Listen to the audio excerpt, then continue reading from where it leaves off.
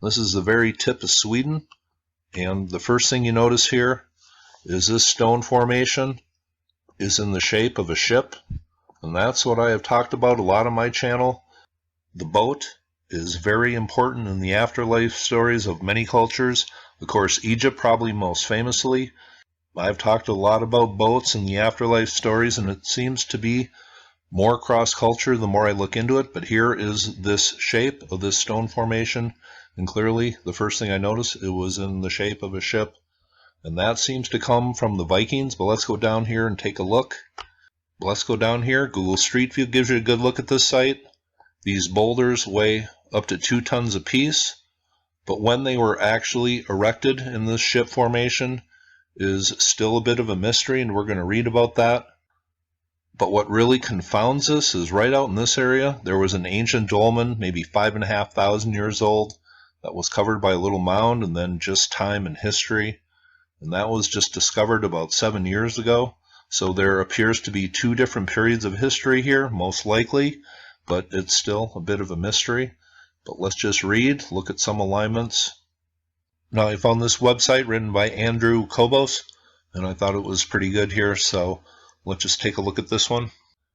But here is just a brief introduction. It says a monumental stone formation is made of 59 large boulders set in a layout of a ship, 67 meters in length and 19 meters in breadth.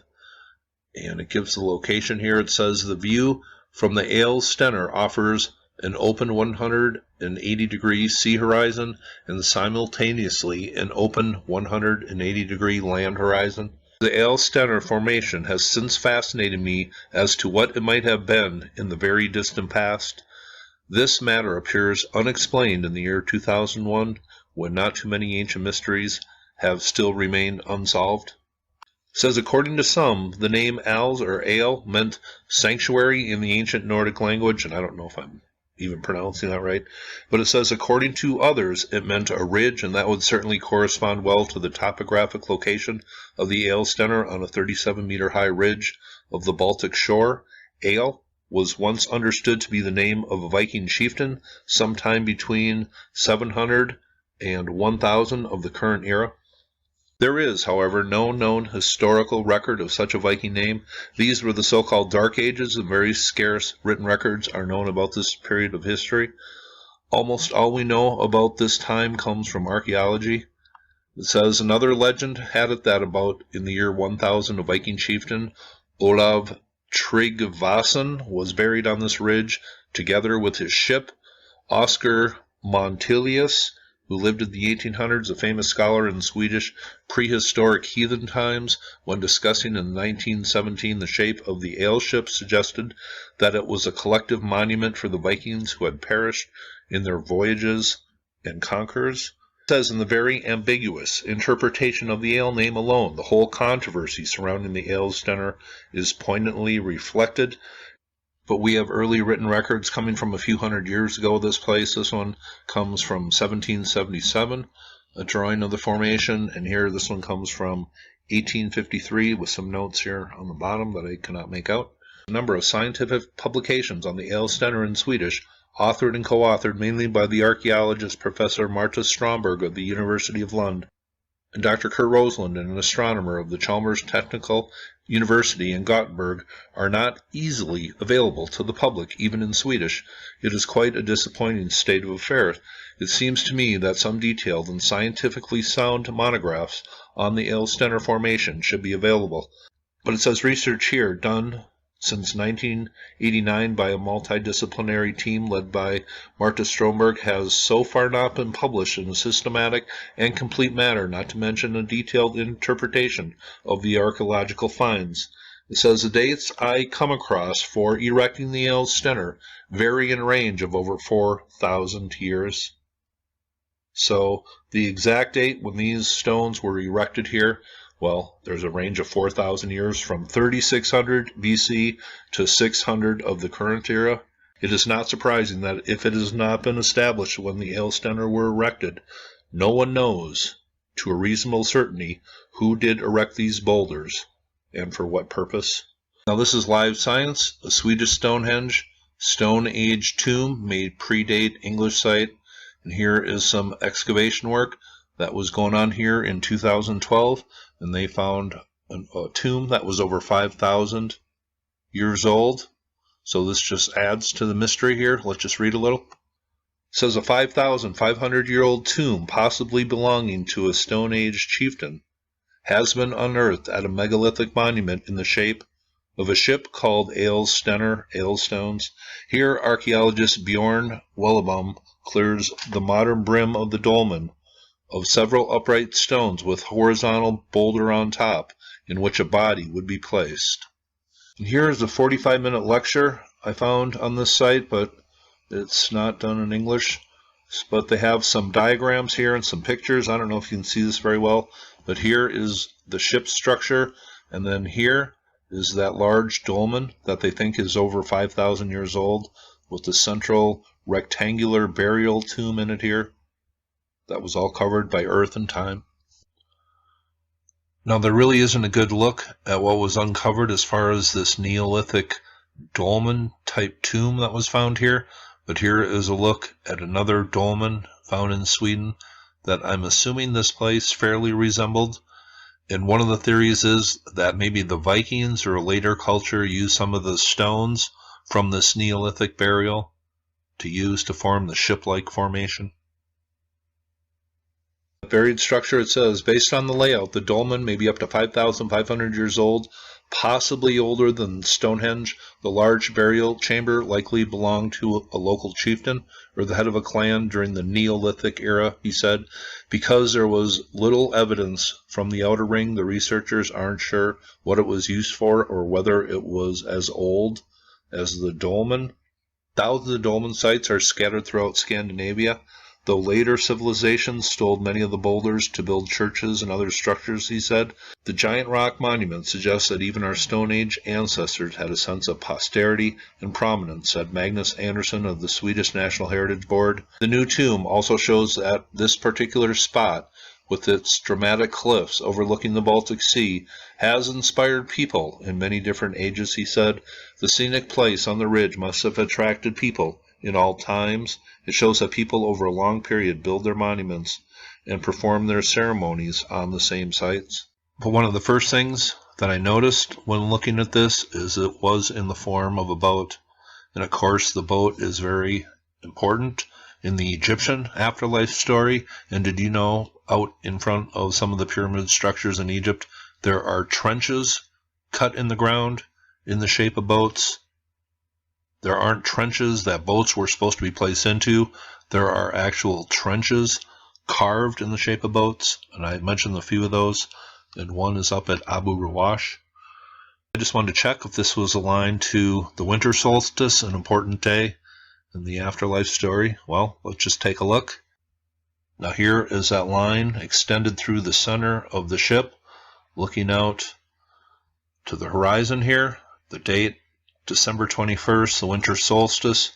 Where does that sun rise on that very important date? Is it in alignment with the ship? Well, it certainly seems to be that case. Now, these stone formations in the form of ships are very much Viking, and here are some other ones that are found throughout Scandinavia. This is Atlas Obscura, and I will leave the link below. But I remember seeing one of these Viking stone ship formations on somebody's video that was in Denmark. I can't remember whose it was. It might have been JJ's. I just can't remember. But certainly boats seem to be important in the Viking afterlife story, and I have showed it in native cultures, the mound builder culture, of course, Egypt, and some other ones. The boat certainly seems to be, just like a lot of cultures from the ancient world, the boat seems to be attached with the afterlife. And here are just a few stone ship-type formations that are found in Scandinavia. And this is Atlas Obscura, and I will leave this link below. But the dates coming back, one from 3600 BC, and then from others, 600 of the current era. There are not a lot of really solid answers about this place. But one thing I want to show you here, you can kind of see on this pic that during the day, shadows are cast, and this is one theory that this was actually a very accurate astronomical calendar based on the shadows at different times of the year and different times of the day. So was this a huge astronomical clock in the shape of a ship? Was a ship built because it symbolized something very important from the afterlife story? Was it all of the above? When was this actually erected? And there are just tons of questions here. Now, it seems people have been here honoring this site for well over 5,000 years, and this goes well back into history. But when these stones were actually erected, and who was actually buried, and that seems to be an important dolmen that was buried by a mound in time, and then it was kind of lost to history. So it seems this is another case of one culture using a sacred space as a very important sacred space themselves. So if you have any answers for this place, or you have anything to add to this, please leave it in the comments section. This seems to be a very ancient site, but then we have cultures using it. So that kind of muddles history when you have different dates, because that really confuses things as to when these things were actually erected and for what purpose, by what culture. But it seems cross-culture, the boats were very important in the afterlife story. But I found this place pretty interesting, and here's a look from a 1914 book at what these stones look like, and they were kind of falling apart, and they had been in the earth for who knows how long. So there was a little restoration work done here, but there was some good documentation. And the most any of these were repositioned was like a meter off of where they originally were, so the alignment still works in my opinion. Here's a look, looking out over the sea here from the stones. Here's what they call the stern boulder, and the small rudder boulder right next to it. And this is what they call the bow boulder, and you notice this is where they notice some cup-like formations on some of these stones here. And each of these boulders is numbered, and here are some more cup-like formations on a boulder here. Star patterns, maybe? Well, that's one theory. And I just... What we know about this grave here, it's part of the same tradition as Enanterg, the stone ship there, which I showed in a video last summer. And it obviously comes from this ancient Scandinavian ship cult that I've talked about in other videos. They're always quite near to water, and the graves are made for prominent people. This is one of the best preserved ones in the world. All of them that exist are around the Baltic Sea, really. So you have them in northern Germany, some parts of the Baltic states, like on the western coasts, and then along a lot in Sweden and southern Sweden. And the highest concentration, I believe, is here in Gotland. And this is a beautiful example of one.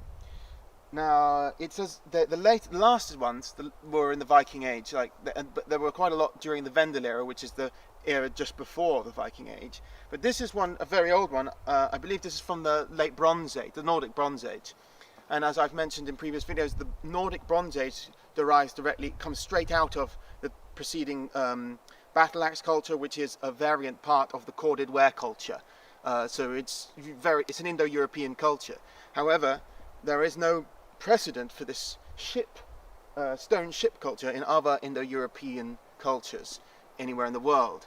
So it does reinforce my argument that the Indo-Europeans invaders, the corded ware culture who came into Scandinavia, did behave differently towards the natives in Scandinavia than Indo-European invaders behaved towards natives in other parts of the world that they invaded. Because not only do you have, for example, the I1 haplogroup, which is a native European haplogroup which was preserved here and is typical among Swedes, rather than the more typically Aryan haplogroups R1a and R1b. Hail, hail, Sunna, light up the farthest shore. Hail, hail. These stone ships have shown that the people of Gotland were connected to the sea. The sea was important to them.